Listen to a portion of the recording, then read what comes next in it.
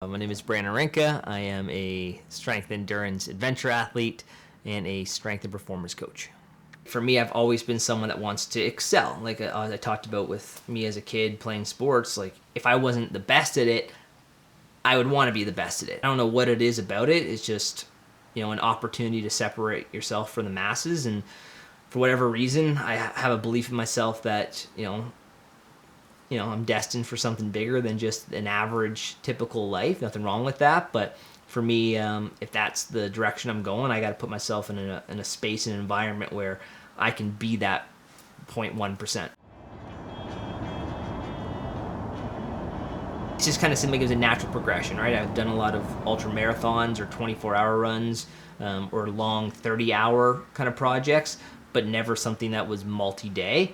And I liked the idea that this project had an element of travel, of sleep deprivation, of a team being put together to actually make this thing successful, that had the element of long days and a lot of unpredictable aspects to it.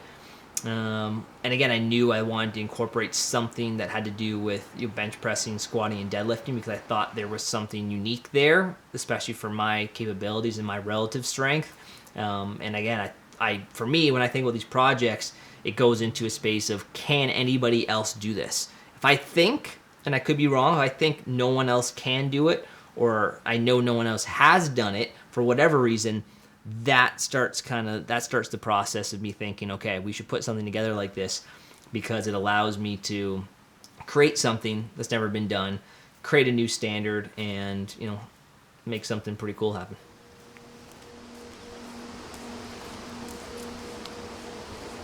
Going into the first event of day one, it was exciting, right? It was literally the accumulation of your training, and you knew once you got in the water that you just start swimming and you do it for the next 45 minutes and you're on to the next thing, right? So it's surreal knowing that you got a long way ahead of you. This is the first step of literally like a 1,000-mile journey, right? So it's overwhelming when you think of it from that perspective, that this is just the very first step of a very long endeavor. And at that point, you're just focused on one thing at a time.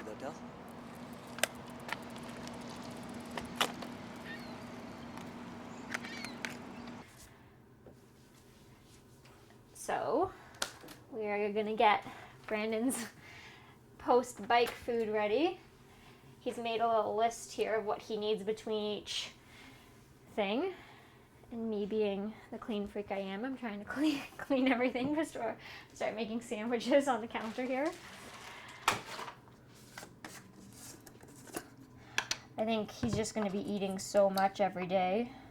There's even a shot of his list here that has kind of what he needs, but because he's going to be so active, he just needs to get so much food in and calories consistently. He's burning an insane amount right now. So we're going to load it up.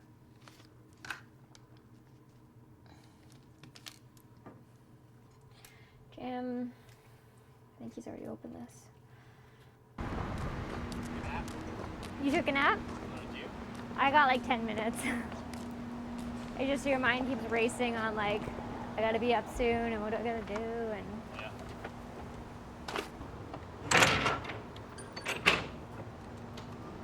This is where the magic happens. From a physical standpoint, it was probably the easiest day, right? At that point, my body's going into a day as fresh as it's going to be, obviously, right? I'm coming off of about a week of very low intensity, low volume training, so my body's coming in relatively fresh. And we didn't have to go anywhere. We didn't have to travel. We didn't have to, unpack or pack our things. So it was really easy. We had a big meal that night. That was probably like the one night that we actually got to sit down and have a nice dinner. Every other day was eating in the car and sleeping in the car, getting to the next spot. So that day just felt like it was like a training day almost, It felt like one of my days back home on a Wednesday when I would do a full day and have time to eat and rest and relax and hang out. So for me, it was the beginning of a very big endeavor, but I think it went relatively smoothly and allowed it a smooth transition from day one to day two. Like, it says 350 meters right now. Got about like 6 There minutes. he is. 6 minutes? There's a mile that way, mile back. That's what I just said. Okay, I'm gonna sit for a while.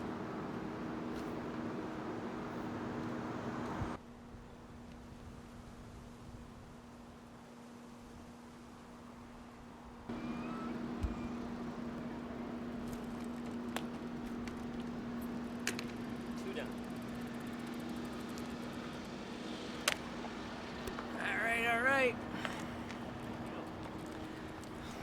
Your turn, Twan. Take it for a spin around. Thanks, boss. Hi. Hey. How was it? Pretty good. Good? It's about finding the right paths, right? Sometimes like this stuff you've been too bumpy and too scenic earlier, so Yeah. all the small shit that like saves you time. That could easily be like a 3-hour ride, right? Yeah. You want to sit for a sec? Sure. You can sit there. Sit and then I'll get her to dodge and oops. Okay, what do you want first? A sandwich or something like that. Alright. Some water. Where you want it? Just like toss it, like throw it on my back, like kind of squirt down. Okay, tough guy. Tough guy. Is that enough, or do you need more? Yeah. Alright. Okay. You went on.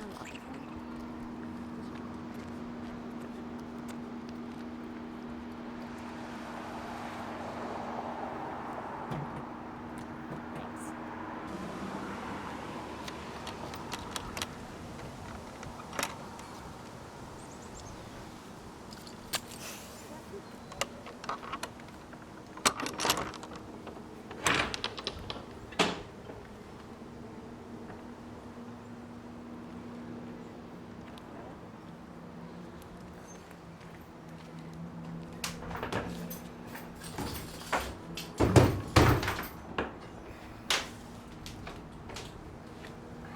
Sorry.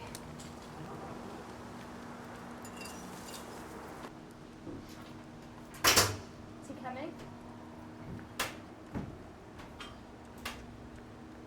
Hey. Set up. So, how was it? Half-ironman. Yeah, how do you feel? Pretty good.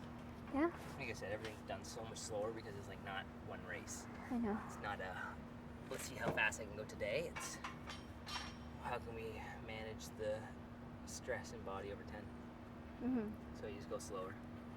Mm-hmm. And feel like an old man running out there, but An old man, because you're going slow? It's okay. yeah. I got that sandwich in. Yep.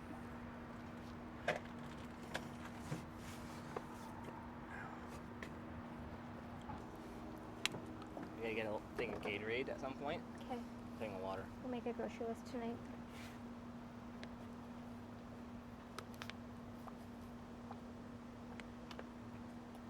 Where did these come from? I brought them. From? Home. Oh, nice. How was the lift? Good. It was a little short because I got back and I did all your social media because we were behind on everything because you took your phone for the bike. Yeah. So. What's going on in social? I need my bike, right? I have to go wherever I go. Okay, so this is the real Can you workout. ride the bike too? Like we're taking the whole U-Haul and checking out and just coming to where you are? Okay, so I can't do that tomorrow then, the gym. Okay. Left. Big right, like how maybe close enough where I can walk it. At the end of day one, I felt relieved, right? It was like, okay, something that we've worked hard for, we were able to accomplish day one of. Right now, it's just taking that and we're doing it 9 more times. So, end of the day, just felt relieved, felt satisfied. I probably had a sense of euphoria, just seeing it all come to fruition and seeing my body feel good after day one, and that we were going to go into day two healthy. I think any day that my body felt good after the day ended, I was in a state of excitement, right? Or at least high spirits, because I knew, okay, tomorrow's not going to be the day where I wake up and I feel like trash. So after day one, feeling pretty good, finishing at a relatively, good time of day. There was only things to be grateful for, and nothing that I was, pissed about or thought could have gone a lot better.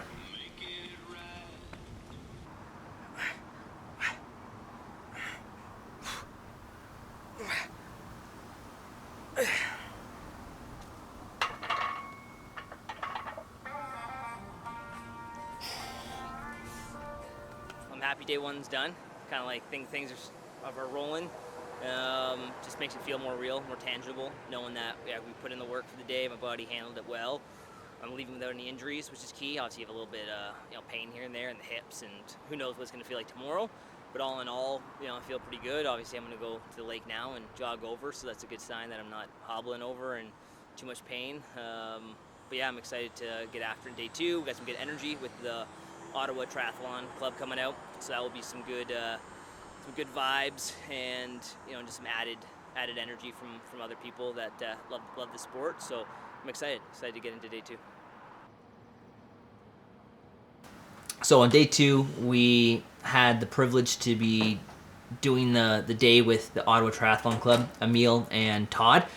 So those are the two gentlemen that came out and helped set the whole thing up. So that was easy. That was probably the smoothest day we had because they were taking care of logistics. So it just shows when I'm not doing logistics, things go really smooth because they had it all planned out. They ride that route. They run across the Ottawa River. So we had a good lake spot that they practice and do a lot of their training at. So it was a good day in terms of we didn't have to go into thinking a lot about what was going to go on that day. It was show up and go. And it was nice because I had some extra energy. I had two people to ride with. I had someone to swim with. I had someone to run with. So the whole day was, on paper, looked like it was going to go really smoothly, right? And initially it did. Either way, yeah. All right, put the wetsuit on and we're good to go. Well, that's all Quebec right there. Oh man, eh? Yeah. Big one. Just go straight for about 20-something minutes and then pop back? I follow you. Follow me? If I can, I'll try to follow you. Give me 2 minutes. Just from that rock to that rock, back and forth. Follow us along, or we can drop that off in Parliament Hill and just jump in to meals. Like there's so many options Oh, yeah. we have now. So. That's a great. The day was rainy, so not the maybe perfect atmosphere or environment to train in, but nevertheless we kind of did our thing, and the first half of the ride was pretty smooth. Me, Todd, and Emil went out. Great path, and this is what I'm talking about. When you have a really good path to ride on, the speed's good, everything goes great, way more efficient, and you finish in a much timelier fashion. So we get back, we go about 45K out, and we're going 45K back in. As we come back in, at this point it's pouring for the last 45K. We're getting piled on with almost not thunder, but some pretty heavy rain at that point. So we still make good time. We get there, we show up, and at that point I'm expecting the crew to be there. So I get into the parking lot, the crew's not there, car's not there. My initial thought is, where the hell are these guys? Kind of pissed a little bit, but also, same time, I'm like, there's got to be a reason they're not here, right? They know it's going to be 3.5 hours. They're usually here an hour, if not half an hour before. So at that point, we get a text, or Todd receives a text at least, saying that they've been in an accident, my crew. They said they're all safe, so at least, that was a good thing. No one was injured, no one was hurt. Could have been a lot worse. And we found out that the U-Haul fell off of the truck. So now I can't get access to my gear. That's where all my running gear is. I can't switch it off my bike. I can't just leave my equipment. So we had to, adjust a little bit from a time standpoint. We had to go to where the accident happened and occurred.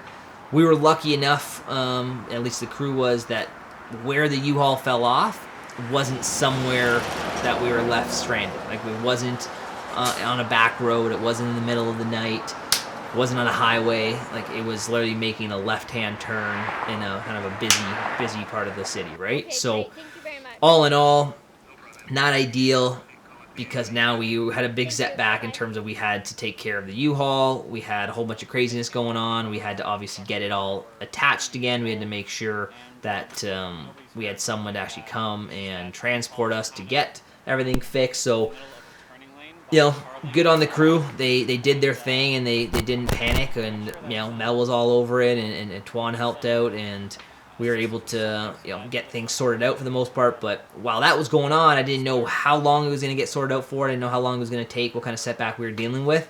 So at that point, we finally got our gear, and to save time, me and Todd ended up going for a run and doing our thing with the plan of meeting the crew back around City Hall, area.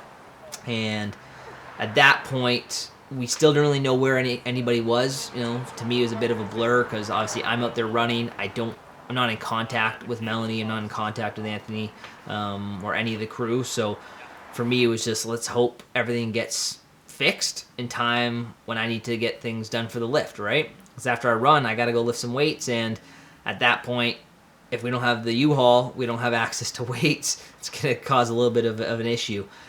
Thankfully, as we finished, maybe right around 15 minute difference, the U-Haul was fixed, and we were able to kind of set everything up, right?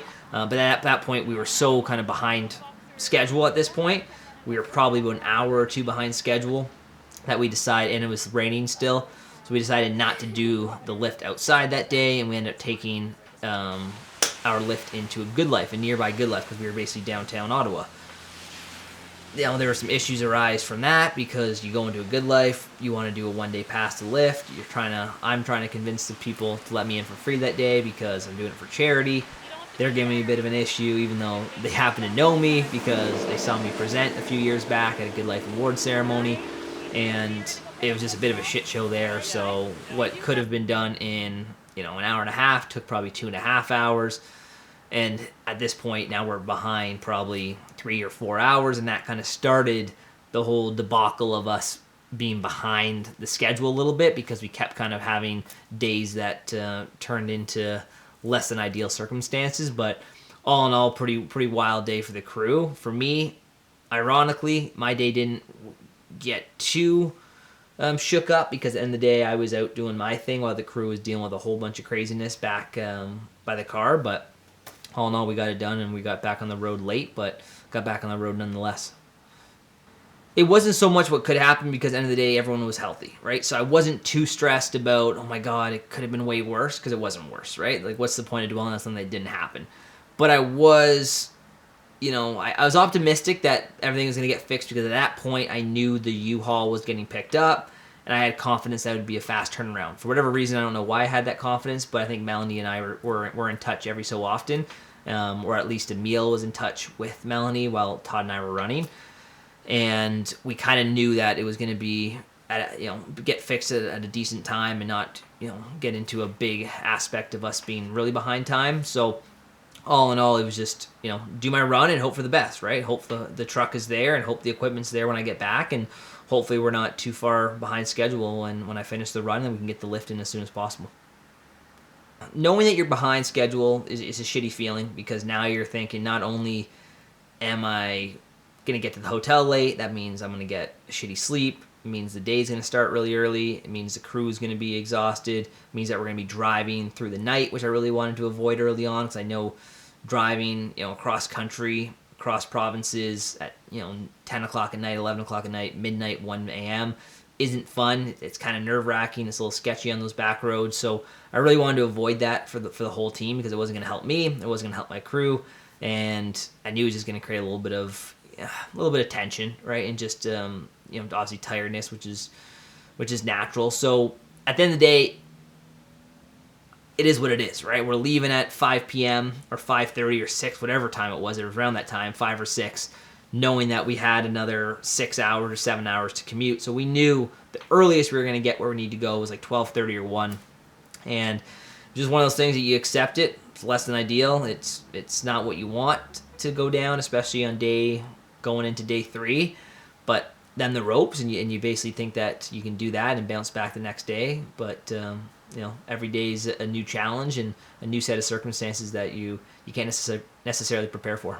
So day 3, we obviously got to Sault Ste. Marie pretty late. I think it was around like 1:30 or 12:30, probably about 12:30 or 1. At that point, we were talking to the concierge, and they said that the pool at the hotel was available for 10 a.m. So at that point, we obviously know that we need to get things moving earlier than that. And to keep things smooth, let the crew kind of sleep in a little bit, catch up on sleep based on the night before, we decided to do the bike first. Because that way I could get up myself, I could jump on the bike, I could take off, come back, and things are running kind of smoothly again.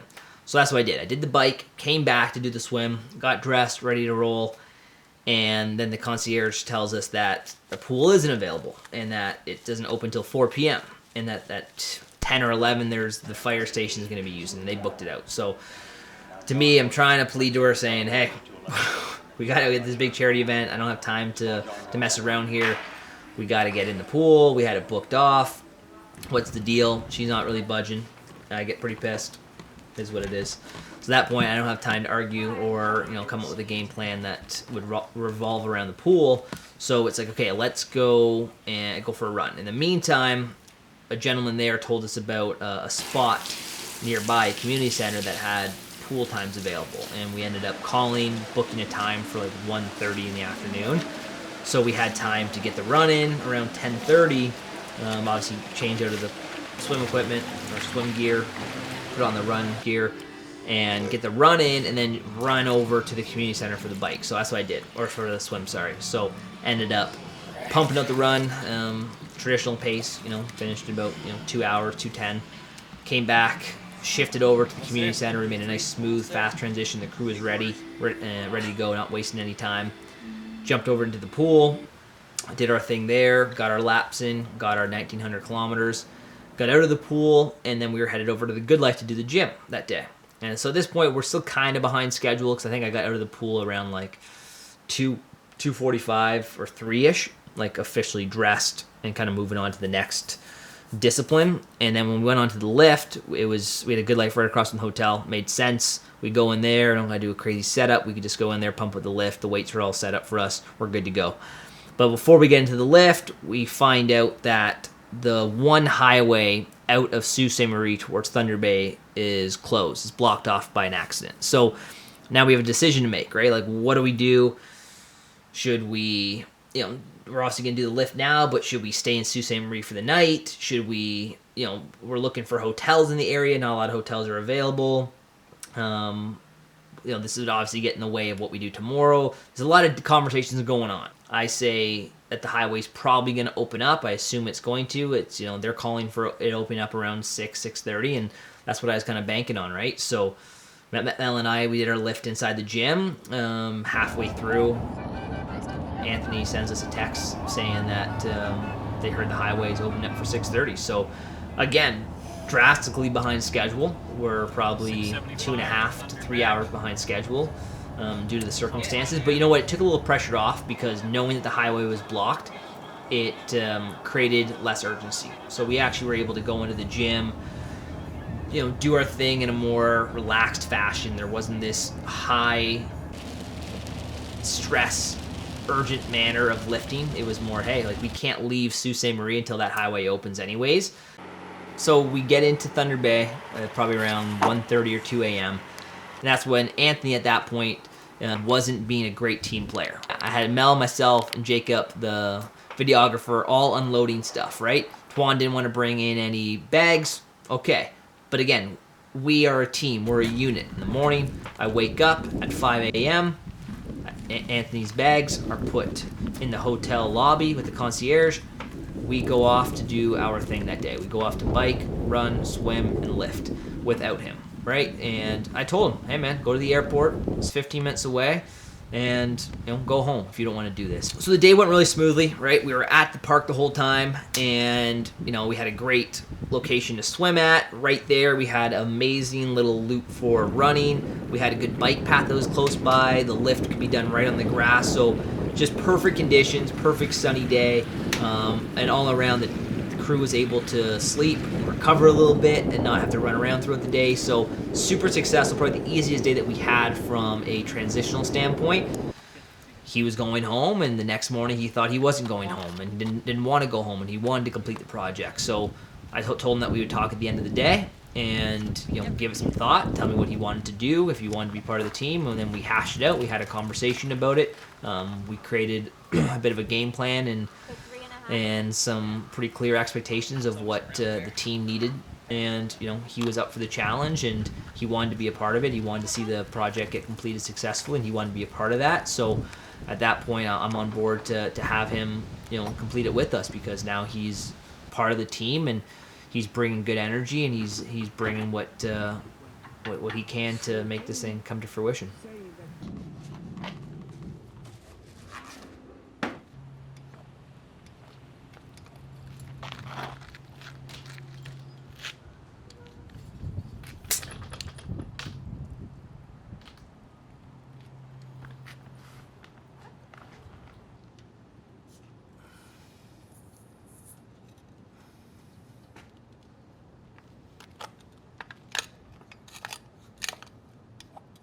Yeah, I think after day 5, you're past the halfway point, right? We've done 5, we're at the halfway point, 5 of 10. So at that point, it's all downhill, right? We're not working our way up anymore.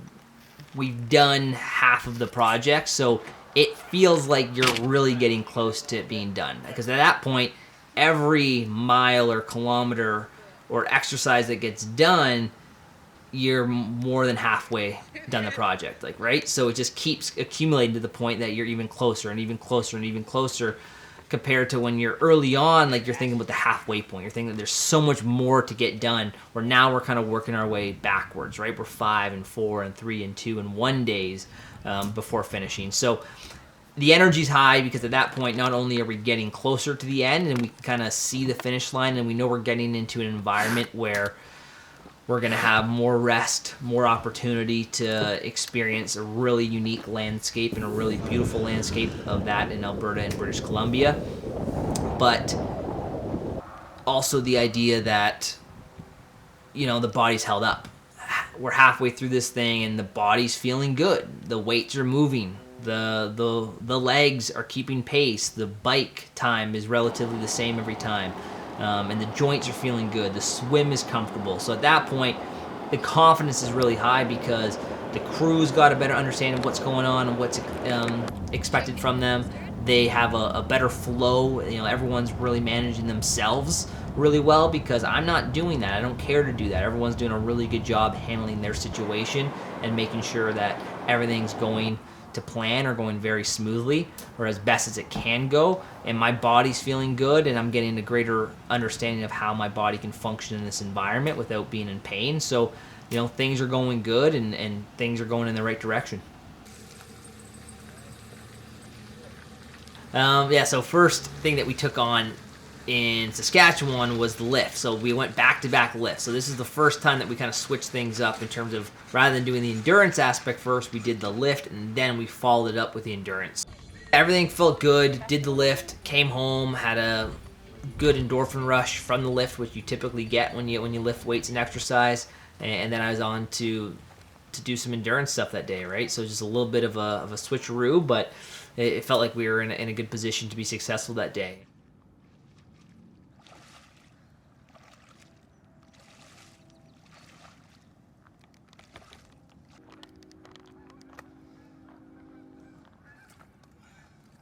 It was a good environment that day. Everything went relatively smoothly for the most part, and again, it wasn't a lot of driving around, a lot of chaos, a lot of confusion. It was, let's set up, let's do our thing. The crew had time to get their stuff in order while I was biking and swimming and doing my thing, and then during the run we were able to kind of cycle around and have the car kind of follow around as well and provide a little bit of energy and fuel. So yeah, it was a successful day for sure. Yeah, so I think that was the day that we talked to Sam, we connected with him from Charity of Hope, and we kind of decided on moving out of Kelowna, because Kelowna was a big hotspot for the wildfires, and we decided to shift over to Abbotsford post Alberta. So we had a couple days in advance to make that shift, make the hotel change, and kind of switch up our travel arrangements, and at least kind of adopt the new plan that was going to take place. I'm trying to smash this in my face so that we got the show on the road. Everybody else can eat while I'm driving.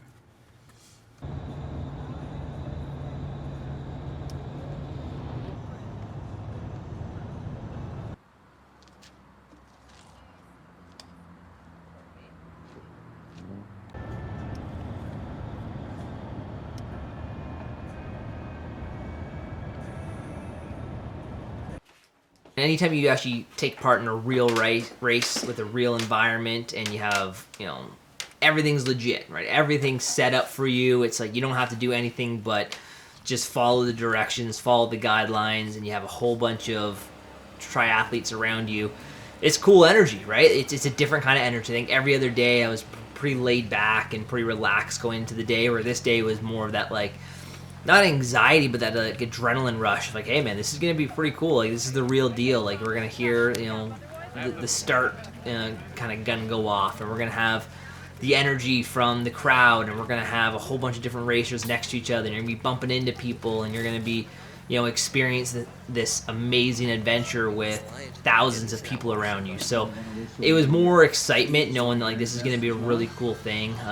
It's just different. It's like you going for a 10K outside your house and then you participating in a 10K race, right? There's just a different energy, there's a different atmosphere and aura around it. And I think, for me, I was looking forward to this because it was a good day to re-energize the system, right? Even though we're 6 days in, and we can see the end in sight, it's still like, hey, we still got 4 more days. Like, it's still a lot of work to be done. Like, we're not there yet. So having a day where we can kind of really just experience a triathlon and a half-ironman in its most authentic, organic form, and for the crew to see that, and for the crew to be a part of that, and they can kind of take a step back and just embrace what I've been doing this whole time, and they can see it from a different perspective, a different angle, and I can be in something that's super cool to be around, and just having that energy. It was a cool experience for sure. So basically, you're around 3,000 people of high energy, and it's everybody's hard work is coming to fruition, and there's a whole bunch of people that get to experience it and put on display, and it's an incredible feeling to be a part of it.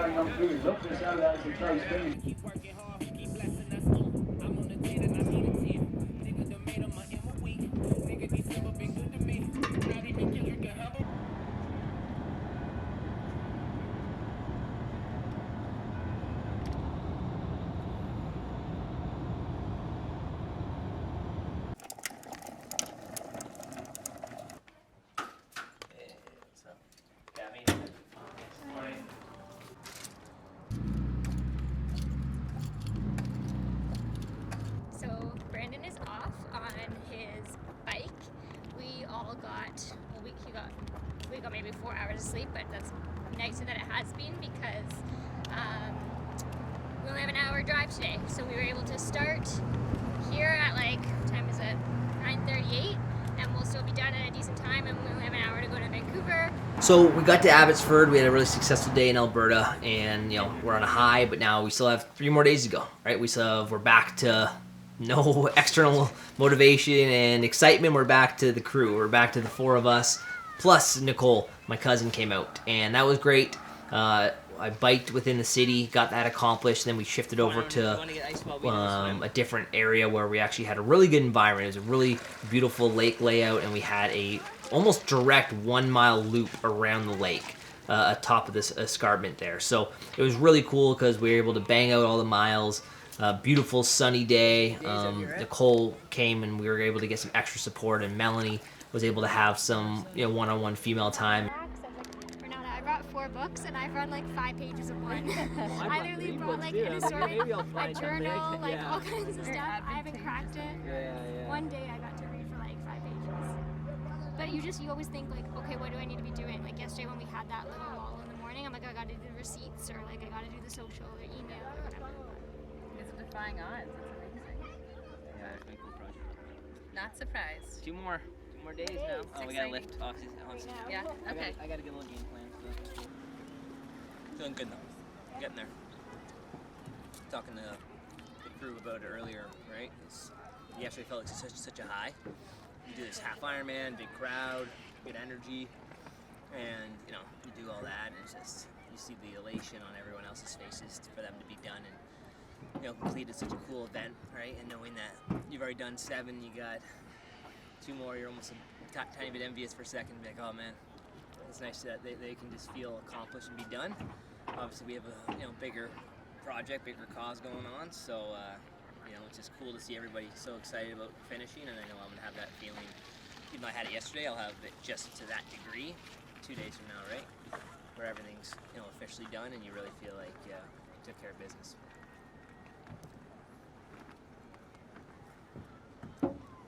This is a very interesting atmosphere. You got a cool workout you gotta hold, and someone just keeps loading on 5s. 5 weight, yeah. So we're gonna get 15 reps by doing 5 reps, resting 40 seconds, which traditionally would be quite short. Do 5 reps, rest 40, do 5. So get the same number of reps I want, just with less total fatigue on the body.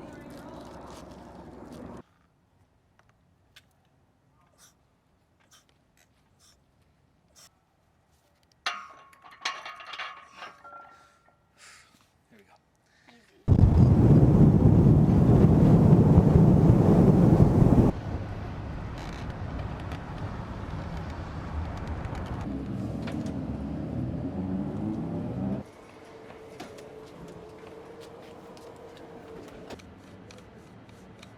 Vancouver was pretty cool just in terms of the layout. There were some good opportunities to have some pretty neat disciplines taking place in some pretty cool spots. So we had the opportunity to actually swim at Kitsilano pool there. So it's a big outdoor pool overlooking some incredible landscape and mountains. So that was pretty neat to book a time and swim in that area.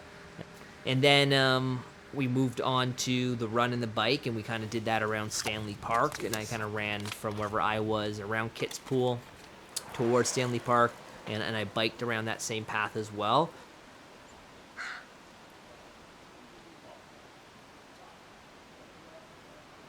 Did you? Yeah, I went when I was in California a lot too.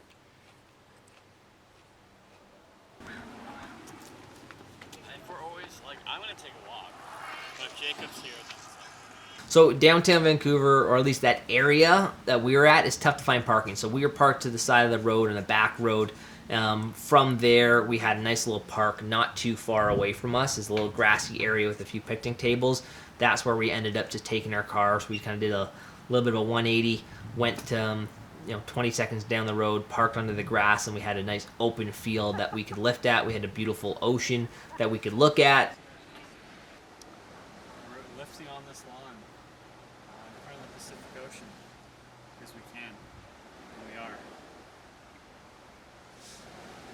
So by far, that was probably the hardest lift I experienced from a exhaustion standpoint. Like, that run really drained me. Like, it was really, really hot that day. It had to be like low 30s, and the sun just driving onto the skin, right? So when we got into the lift, at that point I'm super sweaty, probably underhydrated, as much as you drink and you really hydrate, and we were on top of it.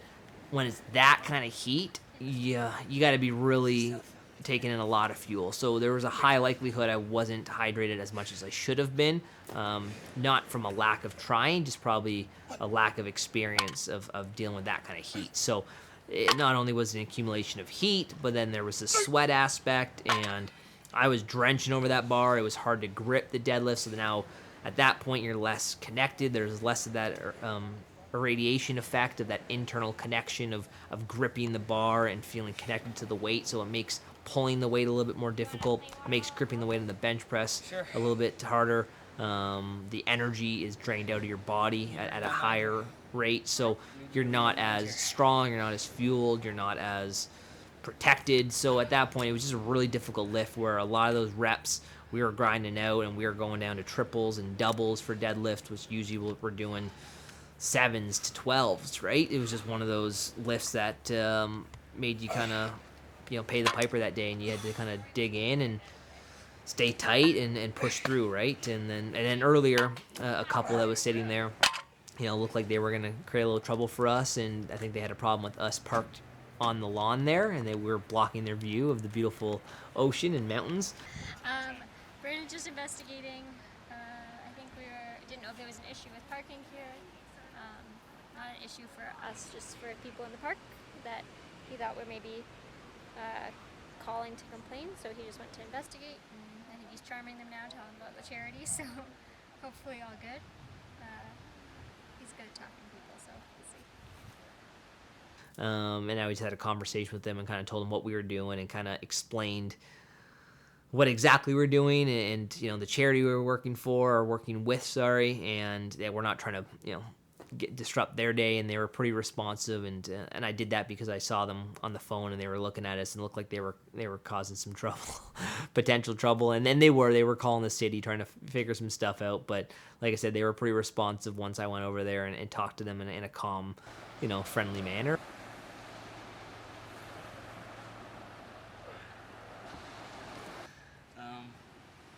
Today's tough, man. Came in feeling strong, feeling good. Everything went pretty good for the most part, right? But it's a tough day. It's just the heat, hard to grip the bar. Everything just really feels a lot heavier that way, right? So it makes a big difference for sure. But all in all, almost done. And then day 10, bro. That's it. Once you're in that last day mode, it's like you got nothing left. It's easy. Just put it in.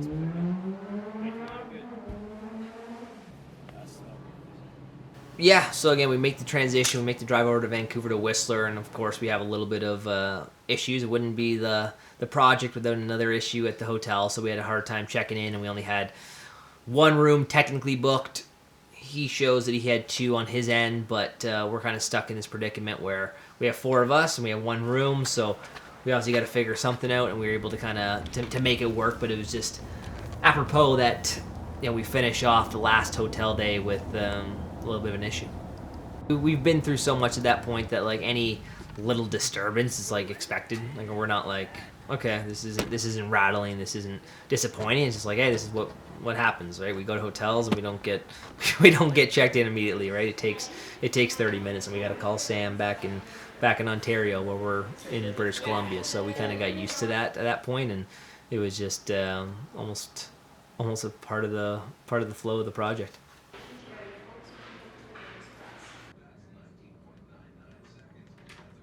You bringing that bag with him? No, I'm gonna bring the food bag. No, just these 2 bags.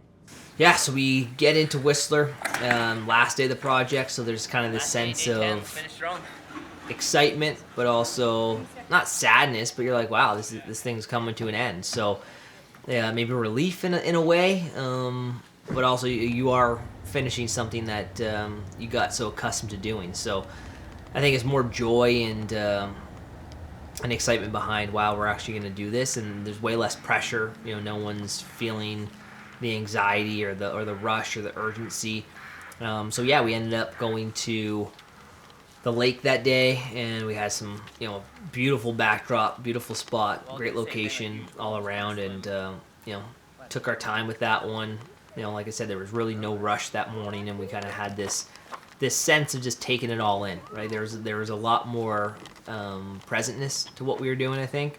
We were taking some photos, and we were kind of we were doing our thing, and we were taking our time with it, and really trying to kind of like experience the last bit of the project that we could. So we went into that, and the swim was calm. It went well. Like I said, beautiful landscape, and from there we waited for my buddy to come. You'll notice that whenever B encounters a hiccup or a bump or a challenge, I kind of seem a little bit unfazed by it, and it's not because of my lack of interest in the situation, but just my extreme confidence in his ability to persevere. We've been together for a long time now, and I've honestly never seen him take on a situation or a challenge that he hasn't been able to just absolutely conquer.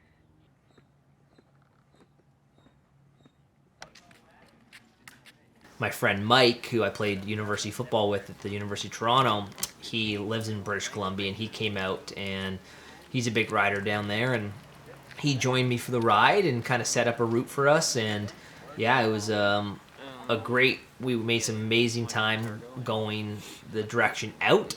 A lot of downhills and some smooth, straight lines. And then, like always, if what goes down must come up, right? So we had to kind of grind our way back up, and it was good to have a partner to do that with, because when you're grinding and you're pushing and you're driving those pedals, it's nice to have somebody else suffering there with you and alongside the pain. Like back there. Yeah. So like, anytime you're riding uphill and you're really kind of doing some big inclines, even though you're not, like, for me at least, I don't talk to people when I'm grinding like that. Like, I get into the mentality of, like, almost grit my teeth, head down, and just push. Because you're doing so many cumulative inclines. It's basically incline, quick flat, another incline, quick flat, another incline. So it was kind of nice to have somebody else there to do it with me and kind of keep me accountable and just, like I said, share that experience with. Really? But to run to the final portion of the half-ironman today, so we just finished a 3-hour, 45-minute bike from Whistler to Pemberton, right? Yeah. Sure. Yeah. So we did that. Now we're gonna finish off with the half marathon run in the trails here. And then we do the lift, and then the project's complete officially. Please. So yeah, pretty stoked. Pumped to get this thing rolling, and body's still here, still feeling all right. Yeah, at that point, I wasn't really worried that we were going to run into any issues. Like I said, there was a much greater realization that we had a lot of time, and that, we could kind of really just kind of roll the punches, whatever the day looked like, whatever we had to do. There was really no crazy urgency to get anywhere or do anything. So at that point, we were just kind of taking it in and appreciating what we were experiencing in the moment, and I really had no concerns that anything was going to go wrong or that the day 10 gods were going to shit on us. It was more so like, hey man, we're here, we're going to get it done, and we're going to appreciate every moment of it. I think he's probably pumped to be done, but it's always something's ending, right? So that's always a little bit, I don't know, bitter, I guess. But no, he's good vibes. He's happy. He raised money for charity. And he did it without getting injured, and he's being safe and happy and healthy, and what more can you ask for?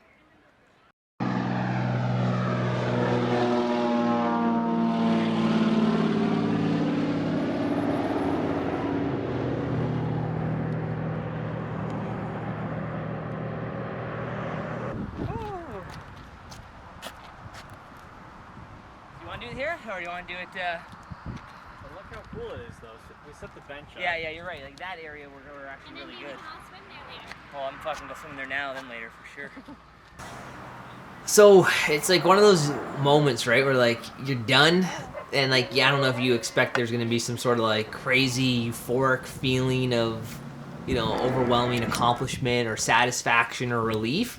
If anything, there's probably just a sense of relief and internal satisfaction of being like, whoa, like I actually did this thing I set out to do. Like I had my mind think about this thing 8 months ago, 10 months ago, and it was just a dream. It was just an idea, and for ideas to come to fruition and actually see it in front of you be laid out and accomplished is pretty cool. It's a pretty unique feeling. So for me, it was just like, whoa, like we're done it. It's a sense of relief that tomorrow I can kind of just live my life like a normal person, which is pretty cool.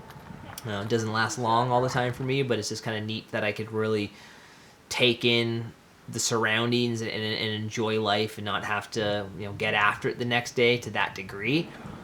And yeah, it was just that internal sense of satisfaction that I did something that will probably, it will create a bit of a legacy, at least, whether it's, to the general population or for my family, right? For my future kids or grandkids to hear about and watch the documentary back and be like, holy shit, like, as my dad or grandpa or uncle or whatever, right? Or Mel being proud of me or my parents being proud of me. It's just like kind of cool that you went out and you did it. And like I said, man, it's just a unique feeling to set this massive goal in front of you that no one's really ever created a blueprint for, and you go out and actually accomplish it.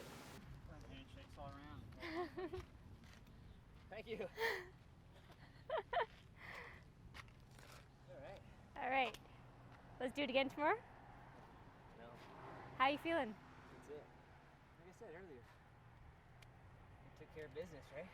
Came out here with a mission, with a job to do. Body held up. Everything went well. Looking better than ever. Sure. Take it. Tanned and ripped. I'm gonna look. It's all downhill from here. No. But no, man.